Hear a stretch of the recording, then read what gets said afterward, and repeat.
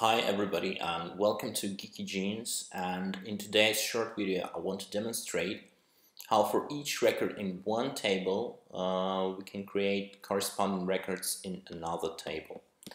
So say we've got customers here and customers data in this table, and so we've already got the customers data represents some config values for each customer.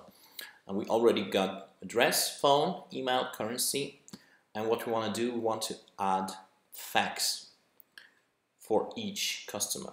So to do that, we open our query window, and here we type insert into customers data.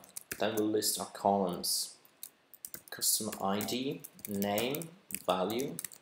And then we need to select values for these columns. Select ID for customer ID, fax for name, and empty string for value from customers. Yeah, that's it. Let's run it.